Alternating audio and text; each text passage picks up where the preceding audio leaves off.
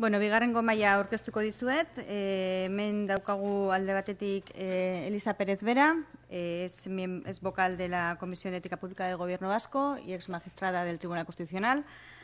Bigarrengo lekuan hitz egingo du Rafael Jiménez Asensio, Pompeu Fabrako Unibertsitateko Zuzenbide Konstituzionaleko irakaslea eta Demokrazia y Gobierno Local Fundazioko zuzendaria.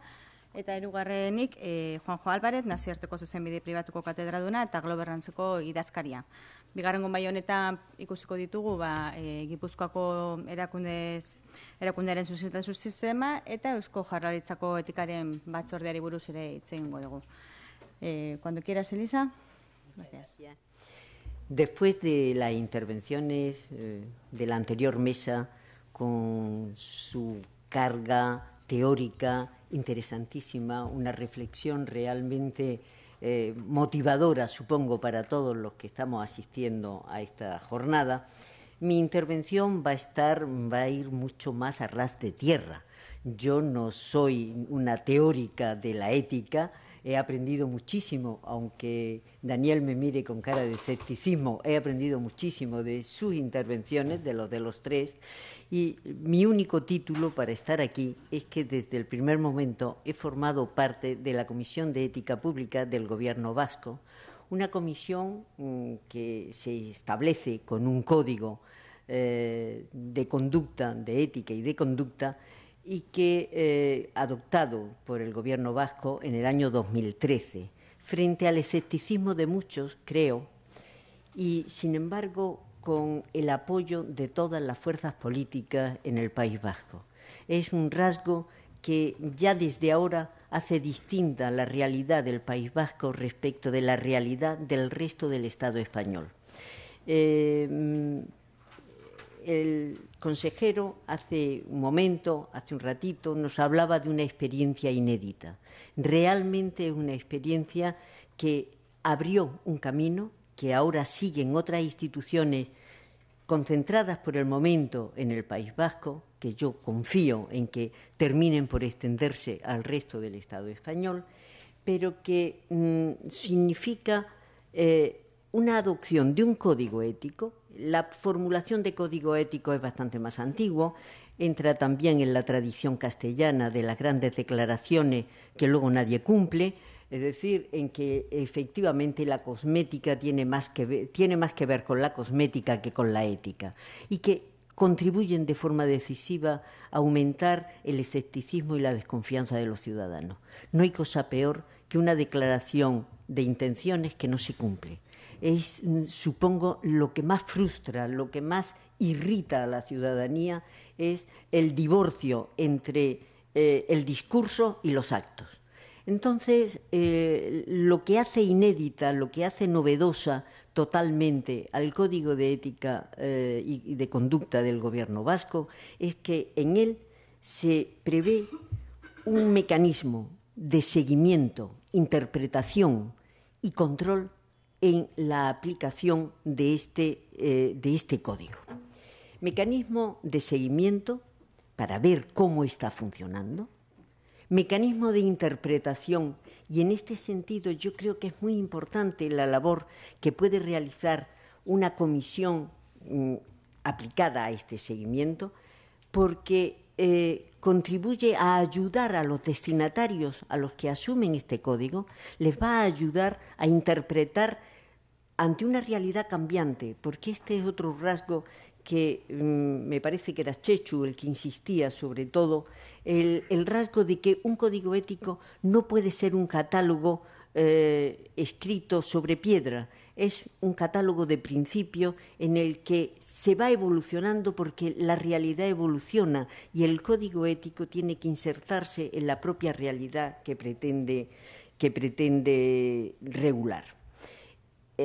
Más que regular, en el que pretende insertarse. Yo creo que la idea de verlo como mecanismos de regulación, mecanismos de control, hace antipático a los códigos éticos, porque parece que, además de todas las obligaciones que ya tenemos, la multiplicación de las normas jurídicas, yo por formación soy jurista y sinceramente me horroriza la multiplicación de normas, el que la misma conducta sea contemplada y regulada desde 4 ópticas distintas, y dice, bueno, y ahora además el código ético. Parece que es como una carga más.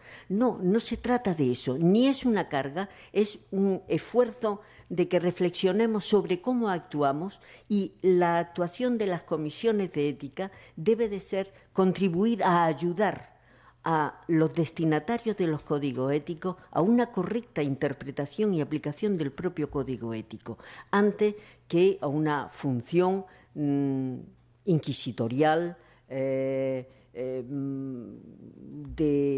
control extremo de la actividad. Como les decía, lo que hace novedoso, lo que constituye una experiencia inédita en el Código del Gobierno Vasco es que en él se prevén 2 mecanismos de seguimiento que están estrechamente vinculados. Por una parte está la adhesión individual obligatoria. Para los altos cargos de la Administración autonómica del Gobierno vasco, la adhesión al Código de Conducta es obligatoria, y es obligatoria temporalmente para aquellos que ya habían sido nombrados. Tienen que realizar esta adhesión y, si no, serían cesados. O sea, es una adhesión realmente individual pero obligatoria, y aquellos que vayan a ser nombrados, antes de perfeccionar el nombramiento, tienen que adherirse obligatoriamente al Código. Y es esta obligatoriedad la que dota al Código de una fuerza vinculante para los interesados. Más que el código en sí mismo, porque, entre otras cosas, un código ético, por definición, solo puede tener una sanción ética. Si tiene una sanción jurídica es porque por en medio ha intervenido alguna obligación jurídica también. Es decir, un código ético no se puede sancionar jurídicamente. Por tanto, el mecanismo por el que es posible extraer consecuencias de la vulneración del código ético, consecuencia en el plano jurídico, es justamente la obligatoriedad de la adhesión individual de cada alto cargo, que asume que al mismo tiempo que acepta el alto cargo, acepta el código ético. Y ese es el mecanismo que permite conectar la vertiente ética con las consecuencias que pueden ser incluso el cese del alto cargo que vulnere el código ético. Porque, entre otras cosas, cuando se adhiere de forma individual y obligatoria al código el alto cargo, antes de perfeccionar su nombramiento, acepta el que presentará la dimisión en el caso de que se constate que ha vulnerado el código ético. ¿Y quién va a constatar que se ha vulnerado el código ético? Y aquí es donde interviene, si quieren ustedes, la vertiente más de control de la Comisión de Ética Pública, porque la Comisión de Ética Pública tiene básicamente una función de asesoramiento. Insisto en ello porque creo que consume el 90% de nuestro tiempo el asesoramiento, la interpretación de la norma, cómo ha de entenderse el mandato ético de que se haga esto de esta manera y no de esta otra. Junto a esa labor de asesoramiento puede ocurrir que haya también una función de control, en el sentido de, ante una denuncia determinada, apreciar que un determinado alto cargo ha vulnerado el código ético, con la consecuencia que, en principio, se preveía solo la del cese del alto cargo, a petición de la propia Comisión de Ética Pública. Desde el año pasado, desde el 2015, se ha introducido una posibilidad de que, cuando la vulneración del código ético, por las circunstancias que lo rodean, no sea una vulneración frontal, se pueda tener unas consecuencias menos drásticas que el cese, que se traduzca en recomendaciones de actuación, apercibimiento sobre este tipo de conducta puede conducir a este tipo de consecuencia y que evitando el automatismo de ante una vulneración, aunque sea menor, del código ético, fulminantemente se traduzca en el cese del alto cargo interesado. Realmente creo que desde el punto de vista de la proporcionalidad, que es también parte de la ética o debe de formar parte de la ética, la petición de la Comisión de que se introdujera esta segunda posibilidad es, en todo caso, positiva. Por tanto, junto a lo que podríamos llamar el autocontrol que supone la existencia de la adhesión individual obligatoria, hay un control externo, un heterocontrol, que es el que funciona a partir de la Comisión de Ética Pública. En esta comisión podremos decir que es la del Gobierno vasco, es una composición paritaria, en el sentido de que hay dos cargos del Gobierno vasco, consejero y viceconsejero de Administraciones Públicas, y dos nombramientos independientes. Por tanto, teóricamente habría empate. No se establece en la normativa cómo se desharía el empate. Hay un secretario, que es un alto cargo del Gobierno vasco, pero el secretario tiene voz, pero no tiene voto. Les puedo adelantar que en los casi 3 años que llevamos no ha habido ni un solo caso en que los acuerdos no se hayan adoptado por unanimidad, con lo cual no se ha planteado nunca la necesidad de desempatar. En este sentido, la verdad es que el funcionamiento por vía telemática es perfecto. Aunque en algún momento hemos dicho, bueno, pero si no es necesario que estemos todos de acuerdo, pero inmediatamente siempre se hace el esfuerzo de lograr el acuerdo para que no aparezca que hay alguien que no comparte el criterio de la comisión. La verdad es que la comisión ha funcionado por estos medios telemáticos de forma absolutamente ejemplar.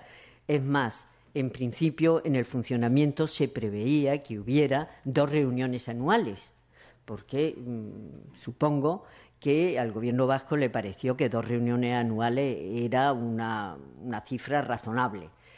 A petición de la propia Comisión se ha reducido a 1, porque no hay necesidad de más reuniones, y esta una pues se produce de forma aleatoria cuando le viene bien a todo el mundo y cuando resulta pues incluso más económico el desplazamiento a Euskadi de los miembros que no estamos, que no vivimos habitualmente en Euskadi, como es mi caso.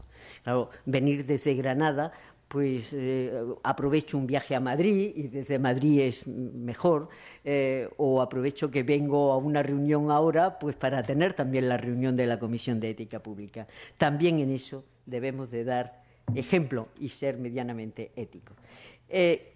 ¿Cómo interviene? ¿Cuándo interviene la comisión? La comisión tiene 2 vías para intervenir. Puede intervenir ante la consulta del alto cargo. Anoche me entretuve en ver en la última memoria que acaba de publicarse, la de 2015, cuántos casos había de consultas y cuántos de denuncias, porque son los 2 caminos, o la consulta del propio interesado o la denuncia de un tercero de que algún alto cargo no ha actuado de acuerdo con el Código de Ética. Bien, el 99% de los casos son consultas. Por eso les decía que nuestro cometido es básicamente ayudar, apoyar al alto cargo que se ve se ve compelido a adecuar su comportamiento a unos determinados mandatos éticos que, en principio, yo creo que todos podríamos compartir sin ninguna dificultad, pero que en un momento determinado y ante un comportamiento determinado al alto cargo se le plantea la duda, ¿debo de hacerlo, no debo de hacerlo? Bueno, nosotros la verdad es que intentamos siempre situarnos en la piel de quien nos consulta y, teniendo en cuenta todas las circunstancias, darle el consejo que procede. En estos casos, con la decisión de la comisión se termina todo el expediente. Bueno, puede ser la consulta puede resolverse en el sentido positivo, es decir, no hay incompatibilidad con el código, entonces el funcionario sigue adelante, el alto cargo sigue adelante con lo que tenía proyectado, o bien hay incompatibilidad, en ese caso no lo hace. Es decir, y el porcentaje de casos en que apreciamos la existencia de incompatibilidad y casos en que no hay incompatibilidad sería de 2/3 a favor de la compatibilidad, no hay vulneración del código en la conducta proyectada, a 1/3 en que hemos apreciado a veces de forma muy clara, a veces de forma menos clara, diciendo, bueno, podría entenderse que es compatible, de todas formas le recomendamos que haga esto, porque nos parece que puede ser mal interpretado. Y es que una de las cosas que todos los códigos se esfuerzan es en hacer un detallado catálogo de conductas. Cuanto más detallado nos parece que mejor. ¿Qué es lo que hay que hacer en cada supuesto? Al final, primero, la realidad es tan rica que siempre va a desbordar el más enloquecido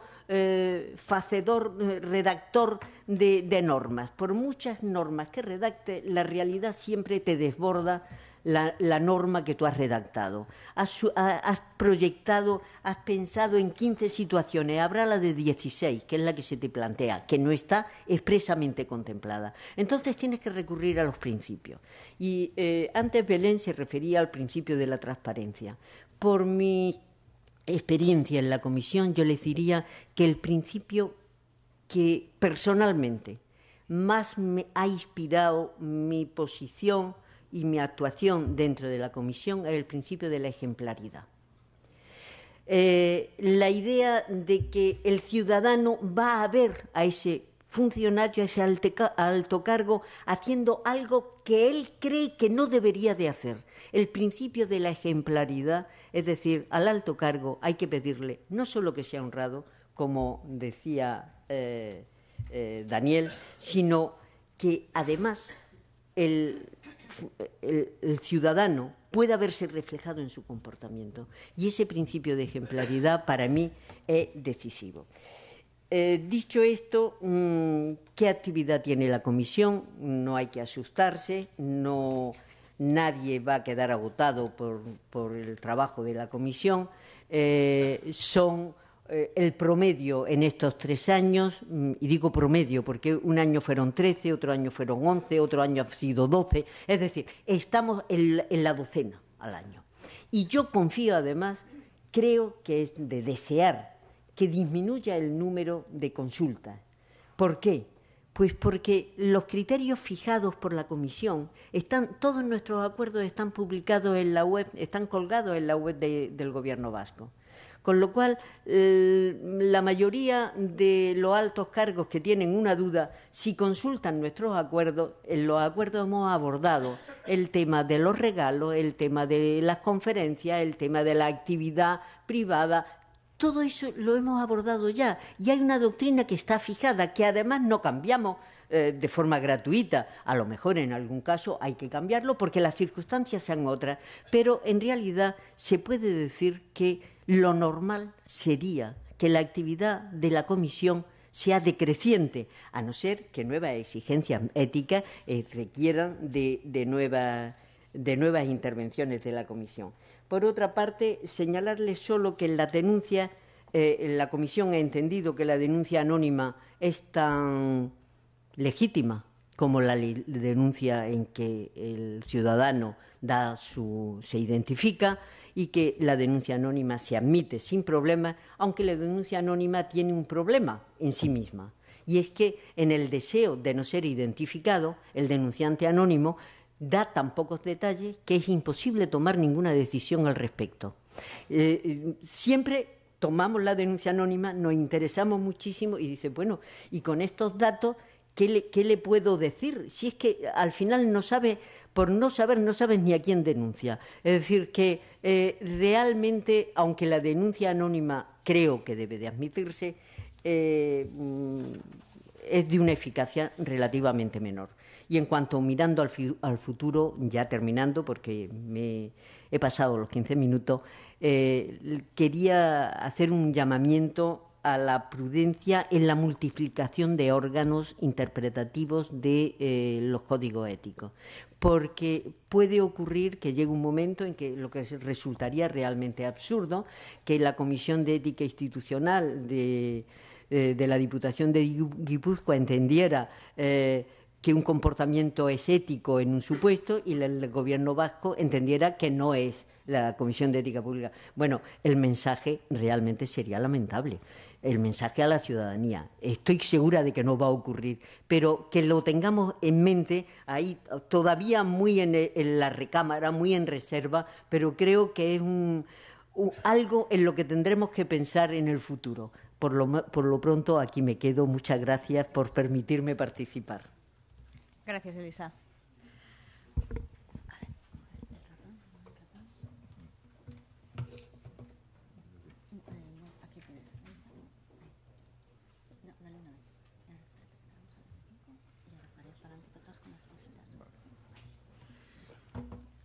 Orain parte hartuko du hitz egingo digu Rafael Jiménez Asensio, gure diputazioko sistema propioaz. Bai?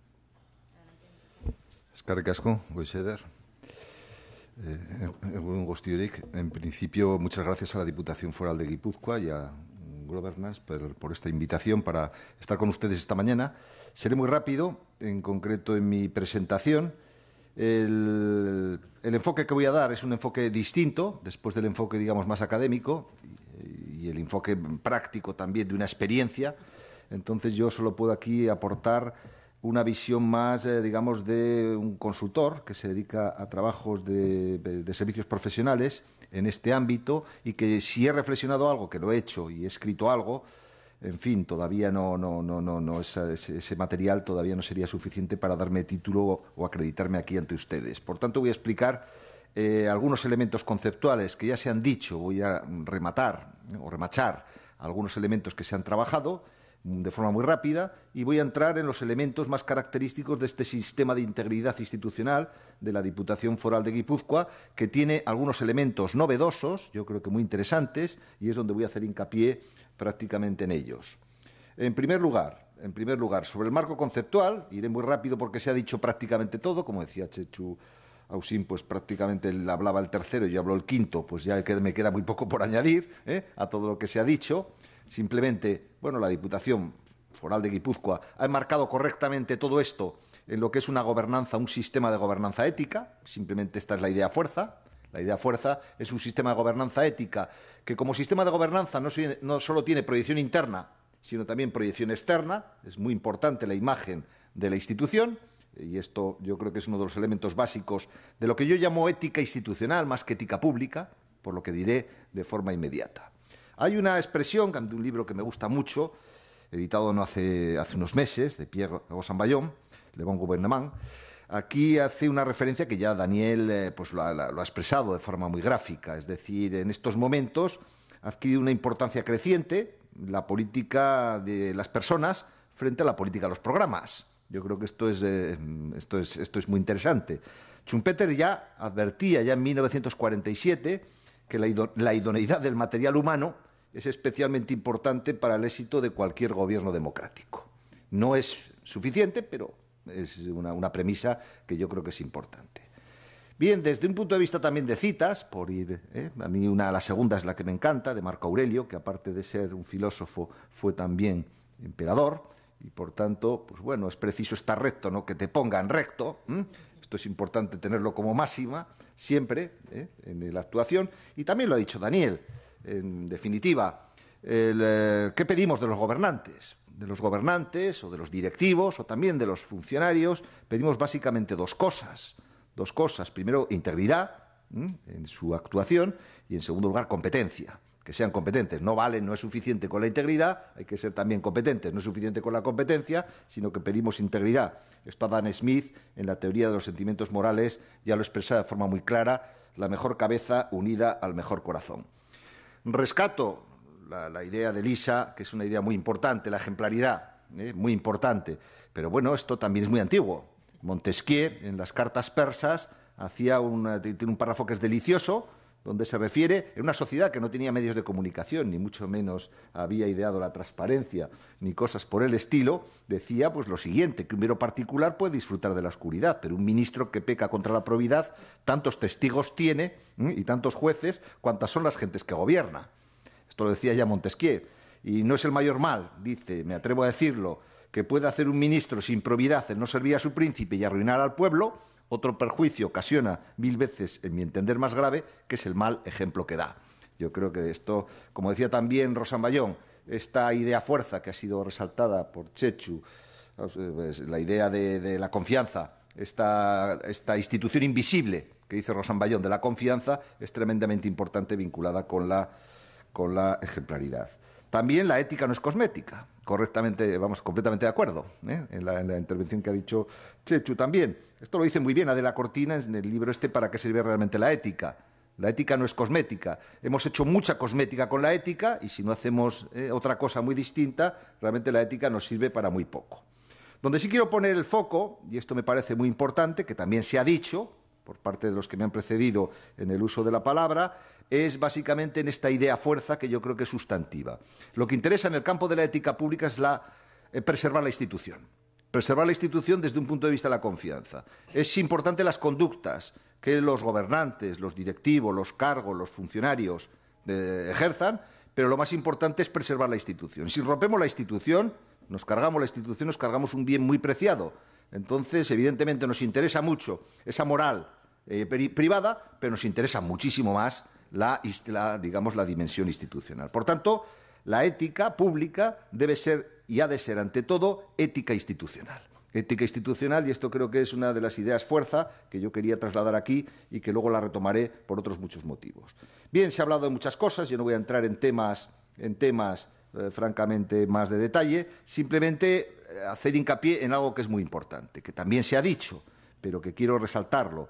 Es decir, tenemos una densidad de leyes inmensa, una cultura de la legalidad, del legicentrismo propio de la Revolución Francesa, de la cual partimos, de una administración continental, y que parece que todo lo que está en la ley, en fin, pues es lo importante, y lo que no está en la ley es absolutamente adjetivo. Efectivamente lo ha explicado muy bien, yo creo que me ha gustado, me ha encantado la diferenciación entre lo que, en definitiva, entre lo que es la moral individual y lo que es la audiencia nacional. Está este vacío enorme, que es el vacío enormemente importante que debemos saber subsanar. Y aquí es donde entra en juego todo el tema de la ética institucional o de la ética pública. Es decir, muchas conductas que pueden ser sancionables penalmente y sancionables administrativamente, en fin, son incorrectas desde el punto de vista ético, pero hay otras muchas que también lo pueden ser y que no están ni siquiera previstas por las leyes. Esto lo ha trabajado ya muy bien hasta Francia. Francia, en el informe Nadal, el rapport Nadal de 2015, ya ha descubierto la importancia que tienen los códigos deontológicos en un país en el cual las leyes prácticamente lo regulan todo. Porque cuando intervienen las leyes, intervienen los tribunales, el mal a la institución ya está hecho. Eso ya no lo repara nadie. Cuando ya interviene la Audiencia Nacional y dicta sentencia, el mal institucional está hecho. Entonces, los códigos, y aquí me detengo en esto, básicamente son un elemento del marco de integridad que diseñó la OCDE, un elemento importante en 1997. Bien, pero los códigos no son un elemento suficiente. Se han aprobado muchos códigos sin marco de integridad y no sirven para nada. Son códigos cosméticos, papel mojado, que no tienen aplicabilidad. Realmente un sistema de integridad, la idea fuerza es la idea de prevención. Yo creo que esta es la idea fuerza.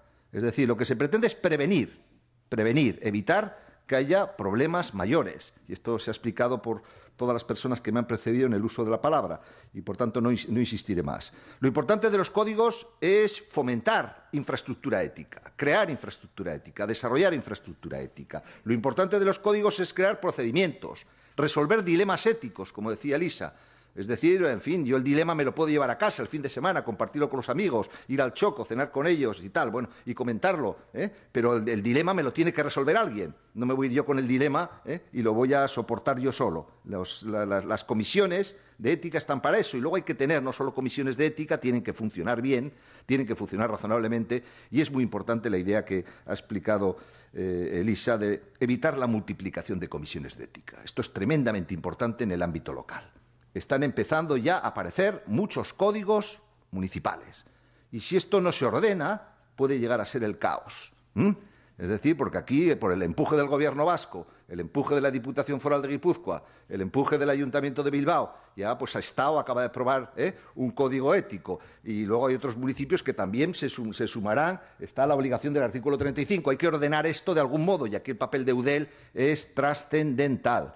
Si no lo lidera Eudel, lo tendrá que liderar la Diputación de Guipúzcoa, la Diputación de Álava, la Diputación de Vizcaya. Alguien tendrá que poner orden en esto, porque si no puede ser tremendamente complicado el entorno.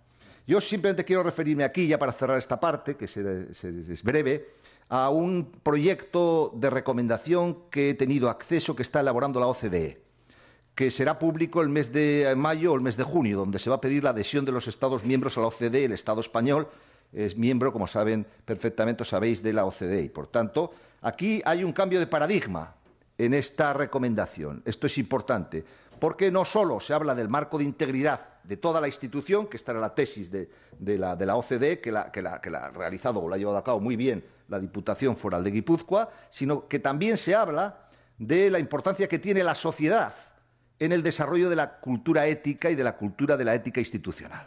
Es decir, el papel de la sociedad, hay un cambio de paradigma, el papel del sector privado, el papel de la ciudadanía, y esto entronca muy bien con la idea fuerza de la Diputación de Guipúzcoa de desarrollar una Guipúzcoa ejemplar, porque una Guipúzcoa ejemplar no es solo de las instituciones, es de toda la sociedad. Entonces, aquí hay un elemento fuerte que, digamos, engarza con toda esta cuestión. El análisis de caso, voy a ser muy breve, simplemente para no cansarle, y sobre todo porque no tengo tiempo, pero principalmente hay una serie de precedentes que ya se han dicho aquí, precedentes muy importantes. El del Gobierno vasco, sin duda, es un precedente trascendental. Yo diría que es el precedente. En fin, hay otros precedentes comparados. Hay algunas reflexiones internas en el plan estratégico, como ha dicho el diputado general. En fin, también en el acuerdo coalición, en el capítulo de buen gobierno, hay ideas que más o menos conducían a ese elemento, a este objetivo.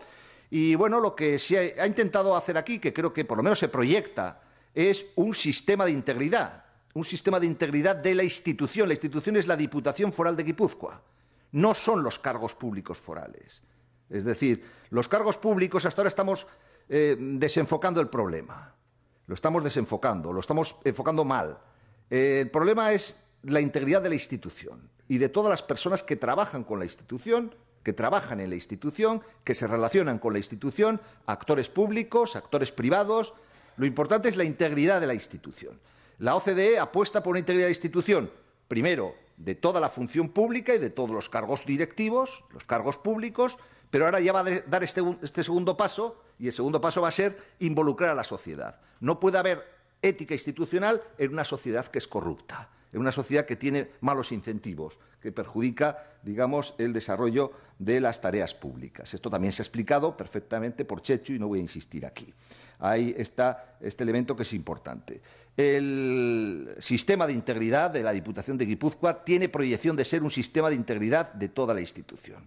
Comienza, efectivamente, por la parte de arriba, por el Código de Conducta y buenas prácticas de los miembros de la Diputación Foral, pero pretende ser extensivo o ampliarse no solo a los empleados públicos, sino también a todas las personas y entidades que contratan, que conciertan en todos los ámbitos, y luego también a las entidades que perciben subvenciones, que también aquí es importante todo esto. Entonces hay un salto ya cualitativo que creo que es importante subrayarlo. El código tiene esta vocación, es un instrumento de autorregulación, todos los códigos son instrumentos de autorregulación, no se deben aprobar como normas,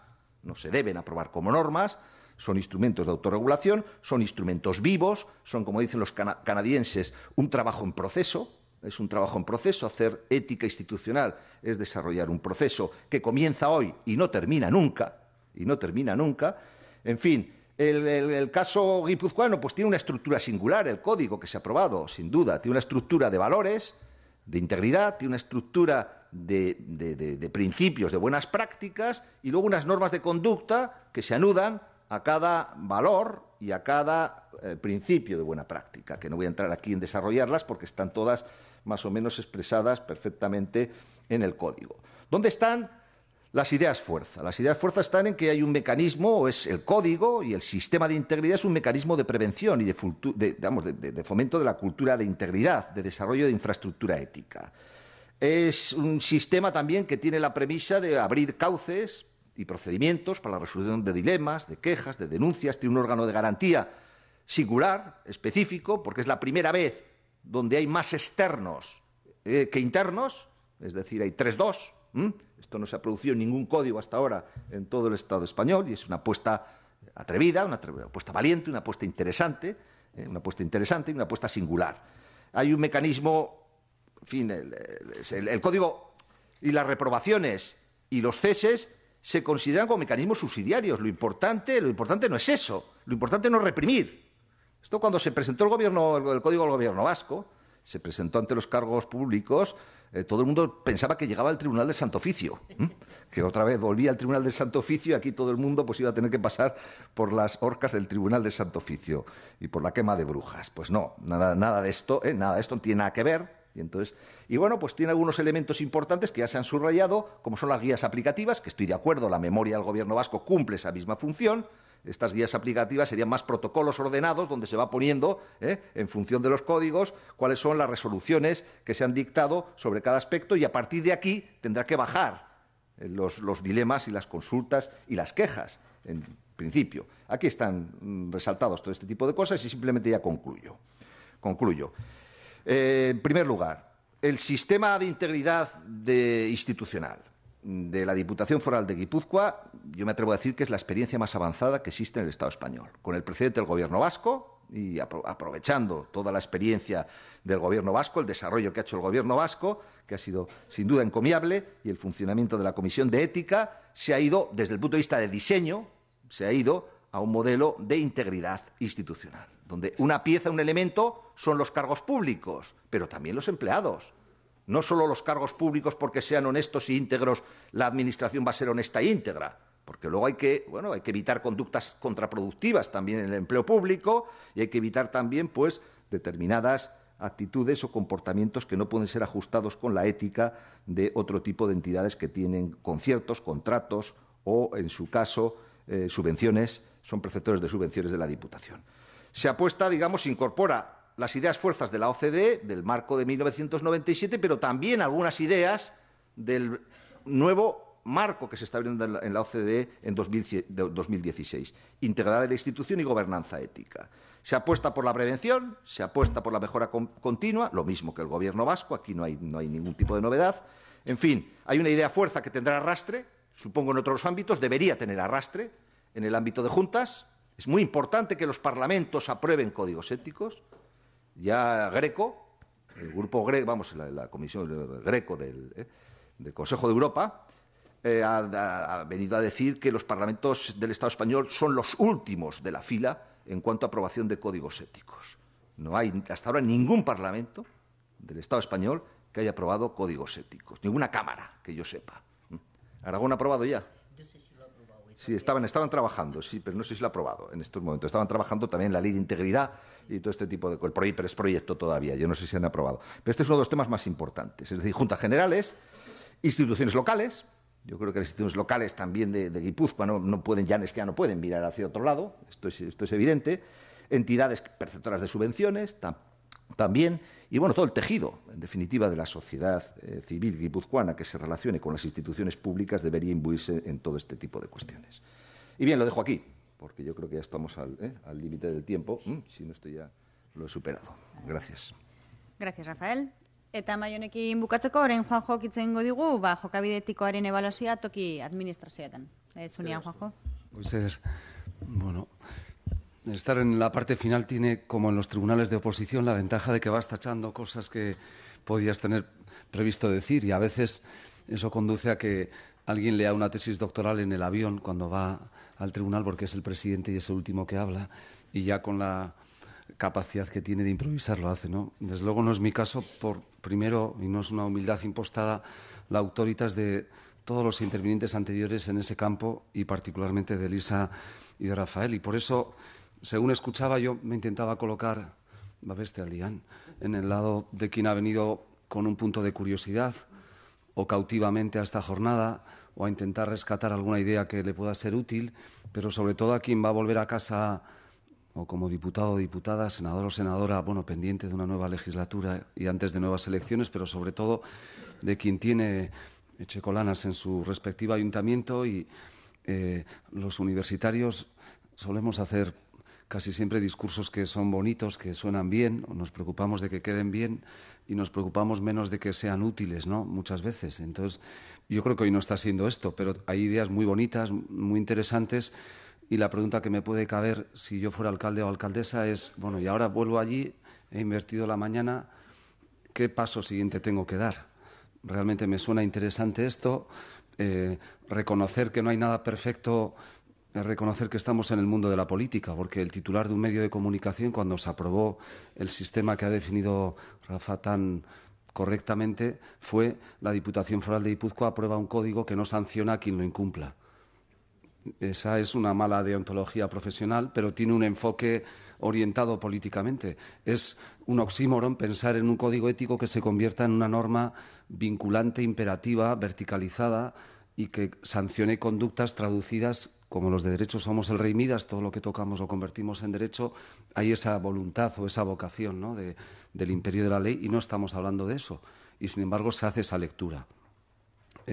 Daniel hablaba de dejar todo lleno de principios y ahora, en cualquier contexto local, la oposición entiende que hace su trabajo minando el ejercicio de quien está ejerciendo, y seguramente ese mismo partido, estando en la oposición, llevaría adelante lo mismo. Yo creo que ha habido una lectura interesante, la del valor de los acuerdos, ¿no?, y la de no una oposición frontal. Pero estoy pensando en un caso real en el que un concepto jurídico indeterminado, y es un acuerdo del ayuntamiento en favor del interés público, acaba viciado por un argumento no de legalidad, sino de supuesta falta de ética en la adopción de esa decisión, ¿no? La ética va a ser un boomerang que se vuelve también en el contexto de la dimensión política, y es un boomerang en el que la credibilidad del político y del político que gobierna tiene algún decibelio menos que el que no gobierna o el que en una red social puede. La política a través de Twitter es un delicioso curso de verano que se ha organizado con el apoyo de la Diputación para el verano. Lanzas el infundio en términos de lo que puedo plantear ahora y vete a tratar de explicar que eso es correcto, ¿no? ¿Por qué hago esta primera reflexión? Porque estamos demandando a la clase política una ética que no tenemos la clase ciudadana, a la que pertenecen los políticos también. Y entonces desacompasar esas exigencias de ética pues produce un problema serio. Yo creo que es muy importante imbuirnos de esta idea, pero lo más fácil es cargar de energía negativa, que es lo que se hace cada 2 por 3. Y además la ética te ofrece y te brinda, desde un comportamiento absolutamente alejado de la ética, la capacidad de utilizarla arteramente de esa forma. Entonces, yo creo que ese es un dato que quería subrayar. El segundo, se ha subrayado muy acertadamente, la hipertrofia normativa, ¿no?, y el riesgo de decisiones inconciliables, ¿no? En Europa se ha buscado eso con el Tribunal de Luxemburgo, evitar que 28 tribunales dentro de la Unión Europea, sancionando un mismo tema, dictaminen 28 cosas distintas y haya sentencias que entre sí choquen, ¿no? ¿Cómo lograr eso? Y ahora desciendo a donde quería llegar. ¿Cómo no caer en la tentación tan vasca del ranking, ¿no? Es decir, y además se ha citado algún ayuntamiento cuyo nombre recuerdo, pero no diré, en un año cervantino, que es que al hilo de la posibilidad de evaluar el comportamiento ético diga yo quiero ser el primero, ¿no? En esto no se trata de llegar a ser el primero, porque comparar Gasteiz con Arrizurriaga, con todo el respeto y cariño a uno y a otro, ni tienen los mismos medios, ni los mismos instrumentos, ni los mismos técnicos, ni la misma capacidad de implantar, ejecutar, velar por cuestiones apegadas a principios de transparencia, como es tener una página web permanentemente actualizada, o cuestiones de otra índole, ¿no? No es posible tratar de proyectar miméticamente una valoración de la ética en los ayuntamientos como si fuera esto, ¿no?, una situación en la que todos debiéramos de comportarnos de igual manera en el sentido de la evaluación que luego trataré de comentar. Esa hipertrofia normativa se corrige mirando al pasado y a nuestro venerado derecho foral, ¿no?, las leyes pocas, breves y buenas. pues aquí efectivamente hay que pasar de todo este contexto a la acción desde ese punto de vista, ¿no? Y aunque Elisabete y Perú podrán hablar de esto, y el consejero Josu Erkoreka lo ha citado, es verdad, hay un primer mandato normativo en el artículo 35 de nuestra ley de instituciones locales, Código de Conducta de las Entidades Locales, ¿no? Un artículo muy, muy interesante, cuyo resumen, para luego entrar a lo que quería comentar, es que el Código de Conducta de las Entidades Locales recogerá, luego da por supuesto que todas las entidades locales debemos de tener un código, porque ahí emplea el imperativo frente al potestativo que emplea en el ámbito de ese ámbito. Está planteando que el fundamento de actuación de la institución local es que se dote de un código de conducta que, aunque reconociendo la potestad de autoorganización, no imposibilita que hagamos regulaciones singularizadas, está pensando en que sus representantes, efectivamente Rafa, Eudel, juegue un papel, o la Diputación, en lo que pudiera afectar a Guipúzcoa, pero probablemente en esto hacer islotes tampoco sería lo aconsejable, y lo razonable sería un código trasladable a la heterogeneidad de todos nuestros municipios, y a partir de ahí, y es donde yo quería descender, sí entrar a la posibilidad de un seguimiento, un control, una evaluación en la aplicación en cada entidad local, ¿no?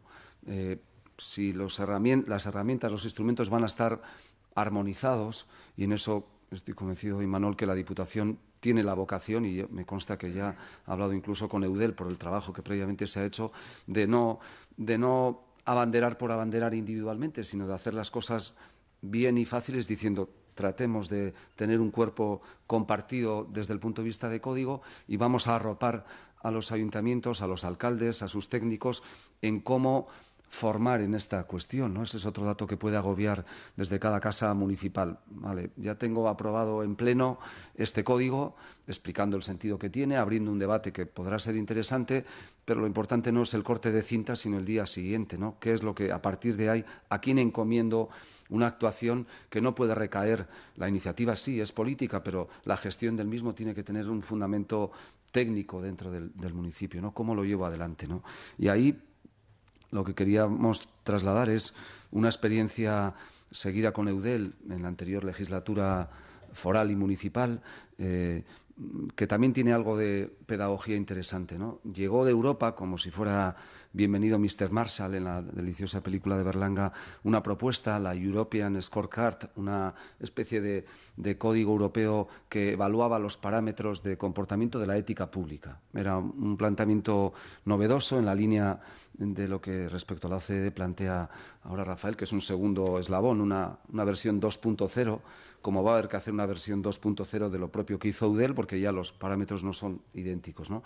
Pero era una versión más pensada, también con todo el respeto, a países europeos, comunitarios europeos, pues de los llegados a partir del 2004 y 2007, de Polonia, Hungría, República Checa, Eslovaquia, los Bálticos, Bulgaria, Rumanía, en donde ni siquiera había todavía un cuerpo legislativo o normativo que amparara cuestiones vinculadas, por ejemplo, a contratación administrativa pública. El nivel de control de la ética no puede ser el nivel de control de la ley de régimen jurídico de las administraciones públicas. La ley hay que cumplirla, y eso no es ensalzar lo ético. Si yo cumplo la ley, no me convierto en un ayuntamiento, en un alcalde, en una alcaldesa, en un concejal con mayor grado de valoración ética. Cumplo la ley. Eso es de premisa en el terreno de la política y en cualquier otro contexto, ¿no? Eso parece obvio y retórico, pero ha de decirse. Si tú fijas un código ético en el que el nivel del ranking que tú mismo realices está amparado en algo que es cumplir la norma, está mal hecho ese código ético, porque eso no debe de ser el parámetro de actuación a seguir. Y fruto de eso, Eudel y colaboramos desde Governance en lo que fue la implantación del modelo para los 15 ayuntamientos que integraban la comisión ejecutiva de Eudel. Interesante, porque eran tan heterogéneos como es la realidad de nuestros municipios guipuzcoanos en tamaño, desde todo punto de vista, y a nivel de país, de Euskadi también, ¿no? Donde había capitales como Gasteiz o Bilbao y pequeños municipios como La Guardia o Galdaka o intermedios. Teníamos o Irún, una ciudad ya de un tamaño importante, es decir, que permitía testar realmente el alcance de todo ello. La clave inicial fue cómo transformar esos parámetros en una Basque Scorecard, cómo traer el proyecto europeo a una realidad normativa que ya no es tampoco hoy la que era entonces, porque tenemos un cuerpo normativo adicional, pero se elaboró todo un capítulo y está elaborado, ¿no?, de epígrafes, de parámetros, que no voy a entrar obviamente por no consumir el tiempo en exceso y por no cansaros, un elenco de parámetros muy interesantes y sobre todo impulsamos lo que antes quería comentar al inicio, ¿no?, el llevar de la mano de un planteamiento municipal un planteamiento técnico respecto a lo que ha de ser esa evaluación. ¿Evaluación para qué, no? Lo que antes señalábamos. Evaluación no para decir voy a conseguir un titular en cualquier medio de comunicación diciendo que esta capital, esta ciudad, este municipio supera al de al lado, ¿no? Yo creo que también hemos debido de superar la época de la política municipal en donde el éxito del alcalde o alcaldesa y la capacidad de pensar en su renovación tras las urnas pasaba por lograr hacer algo más que el municipio de al lado, ¿no? Y si el de al lado había hecho una casa de cultura, yo tengo que hacer una casa de cultura superior. Y si ha mejorado las piscinas, yo tengo que hacer unas piscinas superiores desde ese ámbito. Y si en mi polideportivo no hay piscina y en el de al lado hay, me están diciendo que cómo no pongo, pues lo mismo que las universidades, una universidad en cada portal, que es lo que hay en el Estado español prácticamente, pues no es lo más aconsejable y sobre todo no es sostenible, ¿no? Pero si el ranking del buen ejercicio de la política local se fundamenta en eso, en la comparabilidad con respecto al municipio de al lado y la capacidad conseguidora de esa actuación, y basar todo en el 15% del rendimiento de las plusvalías urbanísticas en la época en la que ese desarrollo lo permitía, pues estamos en otro terreno de la política que no es el actual. La crisis nos está enseñando algunas cosas positivas y una es esta, ¿no? Si no hacemos esto, si no vamos a la obsesión del ranking, el propósito de llevar adelante una evaluación de la ética pública enseñará cosas a todos los niveles, porque nuestro país y Guipúzcoa, que tiene cultura de la ayuda en muchos ámbitos y del apoyo en la colaboración público y privada también, y la OCDE lo ha subrayado a muchos niveles, tenemos un déficit todavía de evaluación o de valoración de lo que hacemos. Y en la universidad no os voy a contar, ¿no? Es el reino de la tecnocracia, de decir lo bien que hacemos todo, de codificar todo en torno a parámetros reflejados en brillantes formularios, en realidad para no evaluar la realidad de lo que ocurre dentro de un aula o para preocuparte, lo cual es peor, más de la evaluación que del contenido de lo que se hace en un aula, ¿no? No convirtamos esto en eso, ¿no? En colocar como label de este ayuntamiento esta vertiente, ¿no? Sino, si creemos en ello, si nos quitamos la caspa de escepticismo que pudiera tener, hemos de pensar que primero la oposición no tiene argumento para no abrazar esta idea, tratando de demostrar que yo no juego con ventajismo electoral en el municipio, que deseo que sea cosa de todos porque va a beneficiar también a la oposición. Segundo, la evaluación a partir del código de conducta, que partamos de que arranque de Eudel-Diputación Foral de Guipúzcoa, tiene que ser una implantación que respete y atienda para ser eficiente a la realidad concreta de ese municipio, desde muchos puntos de vista. Además, hay factores como el de la convivencia ciudadana, que no es lo mismo en unos municipios donde hay una importante presencia de inmigrantes que otras en la que no lo hay. Sencillamente no por ningún elemento evidentemente demonizador, al contrario, porque ahí hay un factor en el que yo tengo que trabajar más que en otros contextos como tal, ¿no? El propósito es evaluar no para decir estoy mejor entre Azkoitia y Azpeitia, Azkoitia mejor que Azpeitia o Azpeitia mejor que Azkoitia, en ese tipo de rivalidades tan frecuentes también, tribalmente hablando, en muchos contextos, ¿no? Y perdonad que ponga el ejemplo vuestro de ahí, cualquier otro nos valdría, ¿no? Pues Arauz con Orio, y así los binomios que queráis colocar dentro de ese contexto. No tiene sentido funcionar de esa manera. El planteamiento tiene que ser decir dónde estamos respecto a un código que nos marque un campamento razonable sin hacer todavía cumbre y qué propósitos de mejora me planteo compartidamente. Y esos propósitos de mejora no van a poder ser los mismos en Donosti, con los medios que tiene Donosti, que en Zarauz, con los medios que puede tener Zarauz. No pueden ser los mismos. La autoevaluación y la evaluación no aritmética es una cultura a la que no estamos acostumbrados y, sin embargo, es la que tenemos que implantar aquí. Y yo quitaría el agobio en el sentido de expresar que es posible, que hay 15 experiencias que demuestran que es factible, que hay que ponerse ya a llevarlo adelante porque merece la pena, porque es el test de credibilidad hacia la ciudadanía, porque lo lee o lo ve en función de cómo se acerque a la lectura y le suena interesante, pero se olvida. Y si realmente luego se demuestra que en el día a día se está respetando, ese es el test de credibilidad, ¿no? Y hay muchos ejemplos en los parámetros que permiten contemplar que eso es posible, que es posible llevarlo adelante. Yo quería lanzar ese mensaje de optimismo realista, que se puede llevar adelante, que la realidad de cada municipio lo va a poder atender, que creo que hay sensibilidad foral desde la Casa para atender esta dimensión, porque es un proyecto compartido, no puede ser de otro modo, y que Eudel tiene ahí un reto más también importante en arroparnos para construir un proyecto de país en el sentido de una Euskadi, una Guipúzcoa y un municipio ejemplar, ¿no? Hay, por tanto, un trabajo ya realizado previo, no se parte de cero. No se va a dejar a los ayuntamientos solos al albur de decir, apruebo esto y lo dejo ahí guardado como un Guadiana que solo emerja cuando lleguen las elecciones para decir que en su momento aprobamos esto, sino que realmente sea una herramienta efectiva para mejorar el día a día de la política. Yo creo que es posible, que merece la pena y que el reto es muy, muy interesante. Besterik ez. Mi esker, Juanjo. Galderarik balin bazkazue mai hontan dauden ponententzako? Bai.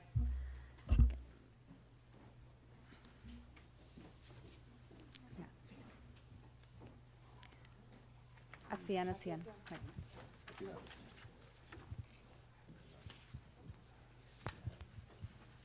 Bai, egun on guztioi. Bueno, galdera konkretu bat, planteatu nahi dute gauza bat.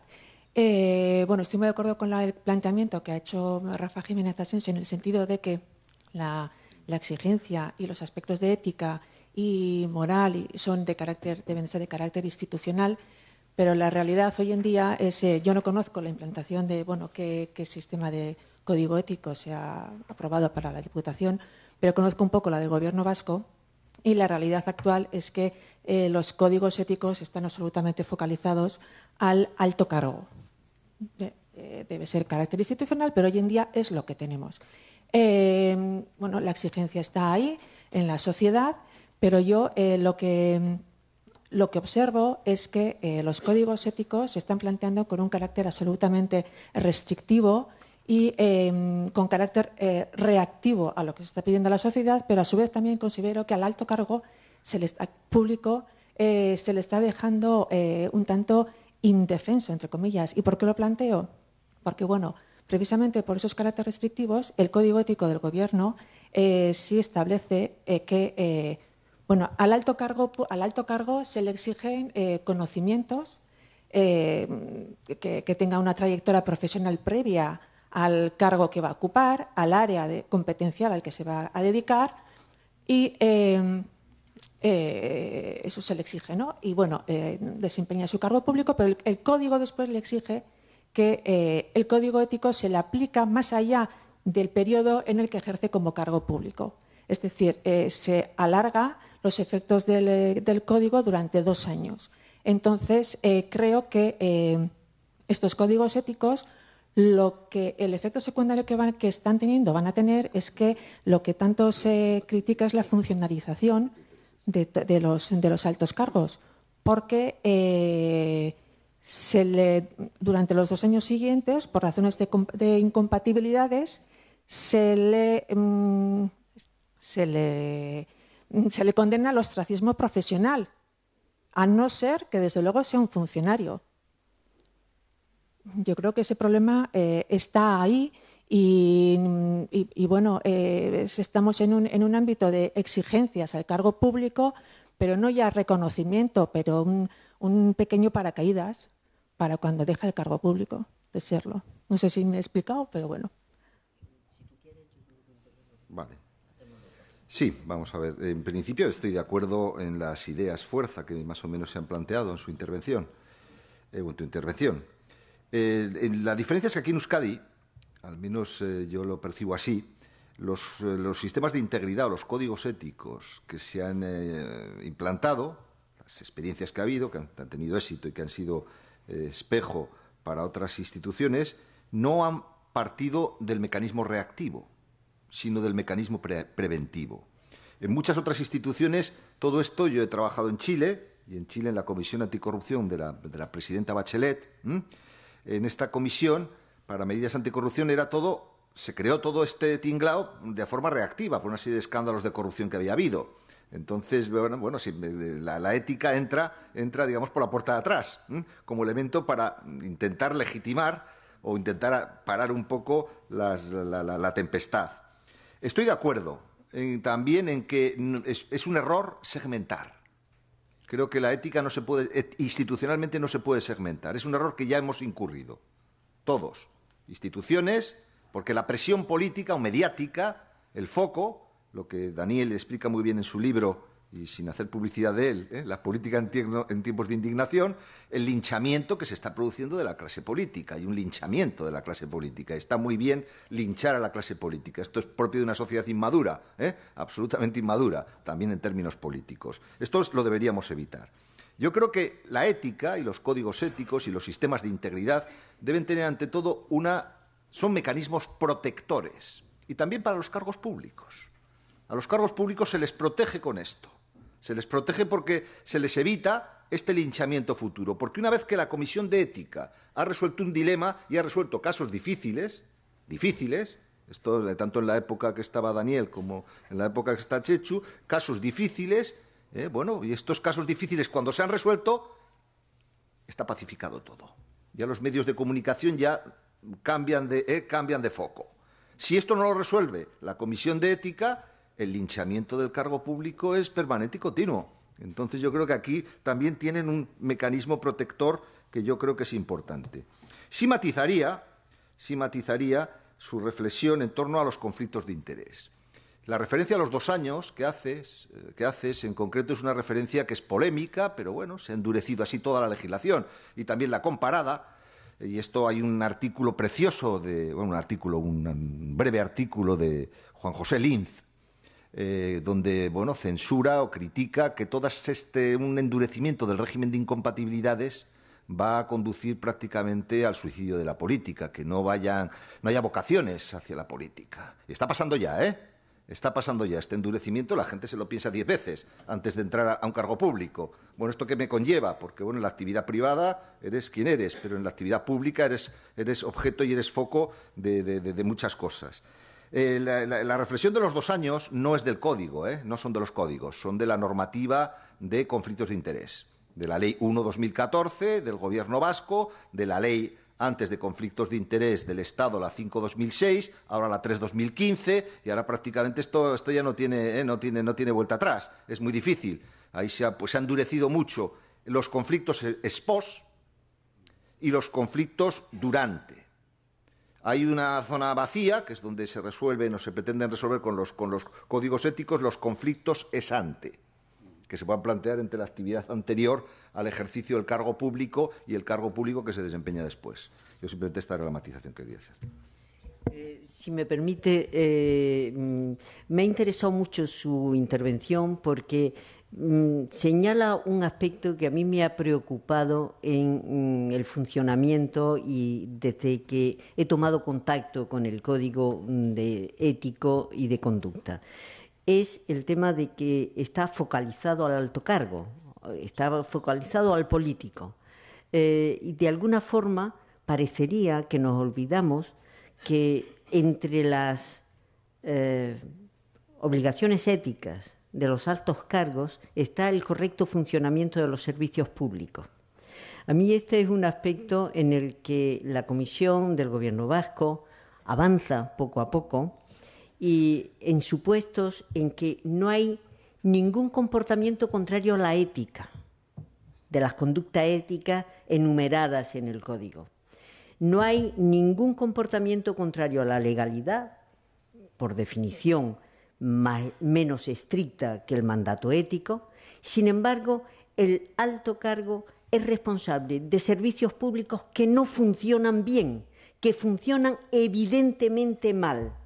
¿Ese comportamiento del alto cargo es acorde con la ética o debemos de interiorizar, debe de interiorizar tanto la Comisión como el alto cargo que el funcionamiento ético implica un intento de mejora? No le vamos a pedir que funcione bien el servicio público solo al alto cargo, pero un intento de incidir en un funcionamiento erróneo o desafortunado del servicio público. Yo creo que este es un aspecto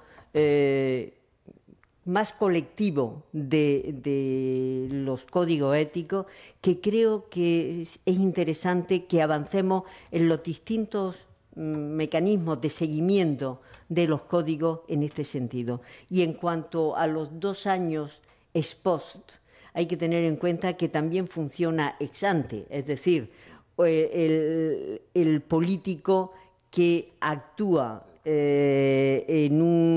hace una adhesión al código ético y ha estado trabajando en una determinada empresa hasta 20 días antes o hasta el mismo momento de su nombramiento para un cargo público, para un cargo político, que después en el cargo político toma decisiones que favorecen a la empresa en la que estaba prestando sus servicios antes. Es decir, es verdad que es muy difícil. Desde el punto de vista de la legalidad, este control ex ante no existe. Sí que existe desde el punto de vista de la legalidad en cuanto al ex post. Yo, por ejemplo, como magistrada del Tribunal Constitucional, no puedo actuar ante el Tribunal Constitucional durante X años. Y la verdad es que como ex alto cargo lo agradezco, porque realmente te da bastante tranquilidad saber que tu comportamiento no queda sujeto a interpretaciones, bueno, éticamente reprobables, diríamos. ¿Vale? Gracias. Por completar, un poco por lo que hablaba Daniel también del acordeón ético privado, donde cada uno coloque sus mugas, ¿no? Esa es una cuestión, pero ¿cómo en alusión interesante al hecho de que si yo doy el paso de entrar en la política para abanderar una determinada dimensión, ¿no? Te motiva, lo llevas adelante, las puertas giratorias suenan a lo antiético en este momento, ¿no? Pero hay un elemento contrario, donde la ley no llega a aprender a captar todos los matices. Un ejemplo concreto de una persona conocida que tenía un trabajo interesante, da el paso a la política, desarrolla una actividad durante 4 años muy vinculada a universidades dentro de una fundación de un ministerio de una forma importante, y a su retorno recibe la propuesta de su vida de poder llevar adelante la gestación de un nuevo proyecto en una universidad de este país, en un ámbito muy concreto de posgrados. Y la respuesta de legalidad, no de ética, es usted al cajón durante 2 años y después hablemos. 2 años después esa oferta ha terminado. Éticamente, la interpretación de que te fichan porque te habrás portado bien con ellos no tiene base en el supuesto en concreto, pero la legalidad supone un freno a la vocación de la entrada en lo público, pudiendo volver después. Ya sé que es muy difícil, que este ejemplo mezcla lo legal y lo ético, pero ahí hay un elemento que demoniza, estigmatiza, encorseta un determinado colectivo y un determinado impulso de un determinado colectivo a dar el paso, a mojarse en lo público, que es lo más solidario que puede haber hoy día, y que tiene este tipo de corsés, y que conduce finalmente a que la puerta giratoria sea decir, bueno, donde estoy no pierdo nada porque voy a volver después, voy a dar el paso para lanzarme desde ahí. El factor de motivación, porque creas que puedas llevar adelante algo, puede tener un freno derivado de esta cuestión. Cómo reflejarlo en una ley para evitar que luego pueda haber conductas desviadas es complicado, ¿no? Pero bai, beste galdera.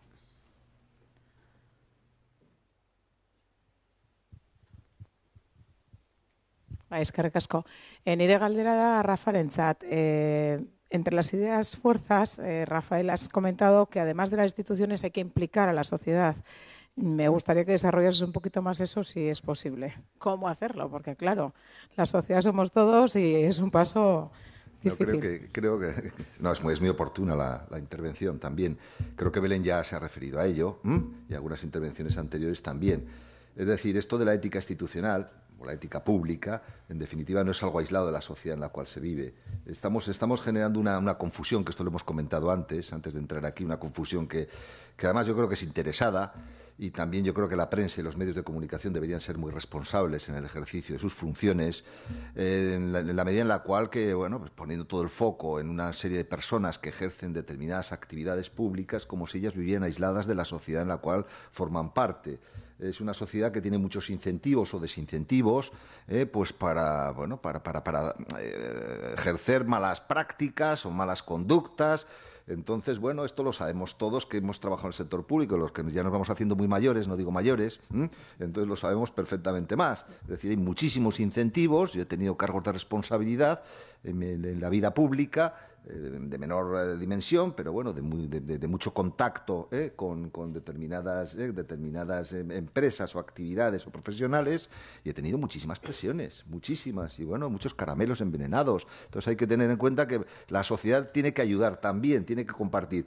De la línea que he dicho, bueno, la he dicho, simplemente la he dibujado porque no he podido entrar en detalles, estemos atentos a la recomendación que va a publicar en breve, me han dicho que en un mes o dos, la OCDE, una recomendación de adhesión a los estados de la OCDE, donde básicamente se hace esta apuesta, una apuesta clara, porque bueno, la ética ya no solo tiene que ser de los cargos públicos, la ética ya no solo tiene que ser de la institución, de los empleados públicos, que esto es muy importante, de los sindicatos en el sector público, esto es muy importante también, de todas aquellas entidades o personas que trabajan en el halo del sector público, también del sector público, digamos, del sector privado que contrata con el sector público. La ética no es solo eso, sino también es que se tiene que impregnar un poco de la sociedad.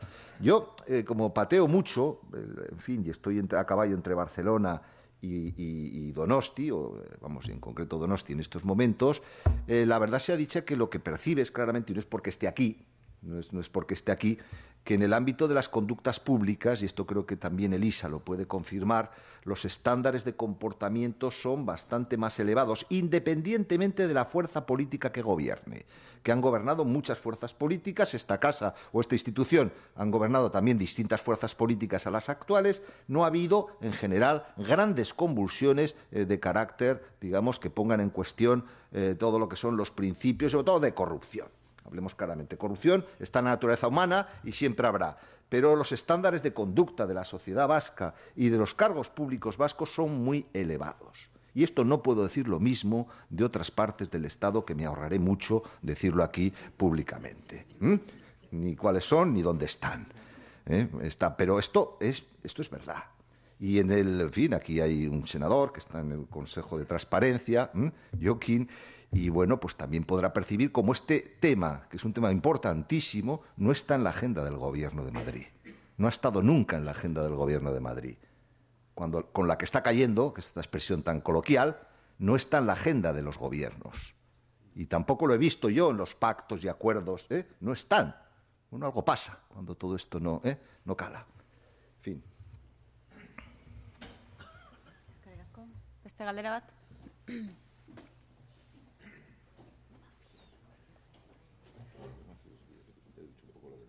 Bai, galdera baino ez dakit, igual reflexioa edo zalantza o... dicen que había un viejo socialista de Eibar, o no sé, creo que era Anacleto Ortueta, que decía que para el cargo público había que elegir al más honrado y después vigilarlo como si fuera el mayor ladrón. Yo no estoy de acuerdo con esa expresión, parto de lo mismo. Creo que los tiempos también han cambiado y creo que es otra cosa. Pero en cualquier caso, yo lo que quería profundizar es quizá el otro lado o la otra perspectiva, ¿no? El lado negativo o la visión negativa que se pueda tener. Aquella que incluso alguien me dijo una vez, imagínate que han tenido que ponerles un código ético, porque si no, ¿de qué serían capaces de hacer, ¿no? Es decir, darle la vuelta en el sentido de a esta profesión a la que nos dedicamos algunos, a esta actividad a la que nos dedicamos algunos, ya se parte desde el criterio de que de por sí, si no tuviéramos un control, no actuaríamos éticamente. Y yo creo que es una cuestión que yo hago la pregunta desde la perspectiva de que cómo podemos hacer para que estas cuestiones de códigos éticos, etcétera, sean un elemento atractivo y no un elemento que disolvente o excluyente o disuasor para la gente que quiera dedicarse a la política. Porque evidentemente tampoco, si planteamos desde la perspectiva de yo con lo bien que estoy en la actividad privada y tal, meterme en la actividad pública, si van a tener controles de códigos éticos, de incompatibilidades, etcétera. Es decir, estamos dándolo desde una perspectiva como si todo eso fuera un elemento casi inquisitorial, de todo el rato alguien invigilando, en el cual tu actividad está totalmente sometida, mientras que en el sector privado es como si todo fuera barra libre. Y yo creo que también hay que defender no solamente la honestidad, sino que está mal dicho por uno que se dedica a lo mismo, ¿no? Es como una autodefensa. Pero yo creo que de por sí ya la actividad política, con lo mal vista que está, si además públicamente necesitamos de una serie de controles, tengo la sensación de que también podamos transmitir a la sociedad esa especie de hay que atarlos porque es que si no, si están sueltos, son capaces de cualquier cosa. Quizá estoy exagerando, es una especie de caricaturística, pero creo que también es un poco en defensa de los que nos dedicamos y tantos que hay aquí que se dedican a ello, ¿no? Intento contestar yo sin saber muy bien cómo hacerlo, porque efectivamente lo que pones de relieve es un riesgo de una lectura absolutamente torcida de la realidad de los códigos éticos. ¿Qué es lo que se pretende con los códigos éticos? No es en absoluto vigilar, controlar al político, sino ayudarle a cumplir mejor el cometido que el propio político quiere realizar.